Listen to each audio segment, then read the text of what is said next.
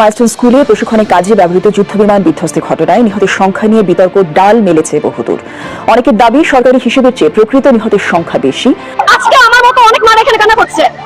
এই প্রত্যেকটা মায়ের চোখের পানির দাম হাসনাত সার্জিস তোমাদের সবাইকে দেওয়া লাগবে। সরকারের মধ্যে একটা ধামাচাপা দেওয়ার চেষ্টা, নিহত কতজন হয়েছেন তার সঠিক কোনো তালিকা সরকার দিচ্ছিল না।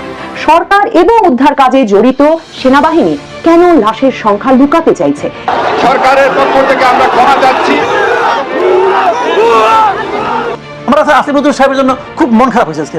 মানে ওনাদের অজনপ্রিয়তা কোথায় যায় ঠেকছে, যে কারণে এই ইস্যুতে ছোট ছোট বাচ্চারা তাদেরকে ভুয়া ভুয়া করে স্লোগান দিচ্ছে। এই কাজগুলো অতীতের সবচেয়ে নিকৃষ্ট শাসকের আমলে যা হয়েছে তার চেয়ে বেশি হয়েছে এই গত 11 মাসে। মাইলস্টোনের বিমান দুর্ঘটনার ঘটনাটি দুর্ঘটনা নাকি ষড়যন্ত্র? দুর্ঘটনার পরবর্তীতে উপদেষ্টা এবং প্রশাসনের কার্যকলাপে শিক্ষার্থীদের লাশ সংখ্যা গোপন করা নিয়ে রাজনৈতিক মহলে চলছে তুমুল আলোচনা। শিক্ষার্থীদের সঠিক লাশ সংখ্যা প্রকাশ না করায় উপদেষ্টাদের পদত্যাগ দাবিতে সচিবালয় ঘেরাও করেছে শিক্ষার্থীরা।